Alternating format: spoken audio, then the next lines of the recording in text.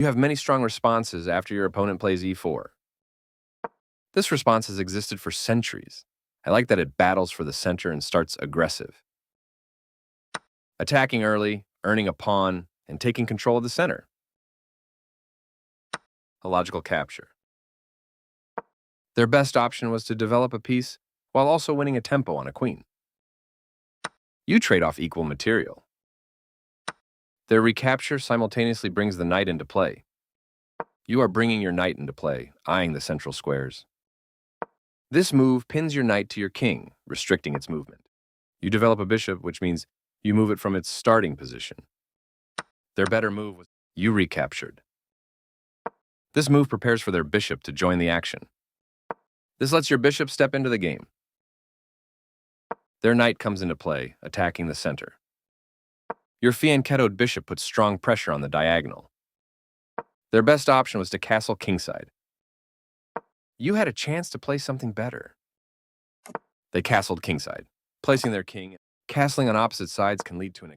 Their better move was to move a rook to a more active position. Your bishop is less active now. Their best option was to move a rook to a more active position. Nice, definitely the right move.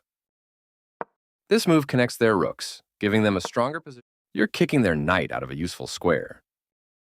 They move the knight to safety. Yes, this is the way. Their better move was to move a rook to a more active position. A clear recapture. Their knight is now in a stronger position, controlling key areas of the board. Good thinking. This move puts your bishop into a stronger, more active position. Their rook fights for the open file.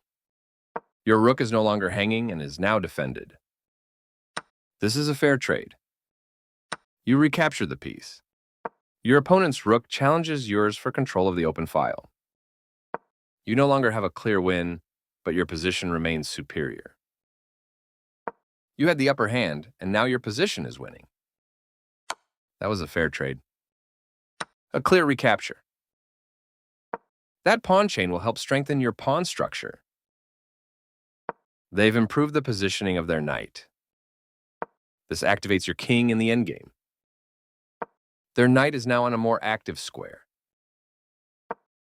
You had a better option, but this is not bad. They are threatening to force doubling of pawns. You stopped your opponent from being able to force doubling of pawns. Decent move, but they had a better one. You kicked your opponent's piece from that square, moving their threatened knight to safety. You move your bishop to a better place, allowing it to control more squares. Their best option was to defend a knight that was under attack. You found a safer square for your pawn. This move puts their knight on a safer square. Your bishop has more scope from this square. I like their choice. Good job, that's what I would have played too. That's not a mistake, but they did not find... You had an opportunity to tactically win a knight. That's playable. You allowed the opponent to move a knight to a more active position. Their better move was to move a knight to a more active position. You get a chance. Nice move. Your bishop now controls more squares. This move left their knight hanging. You captured a free knight. They move their king out of the check from your bishop. Correct, of course. Move away from danger. Their king steps away from the check by your bishop. That pawn chain will help strengthen your pawn structure. They exchange pieces of equal value. A logical capture.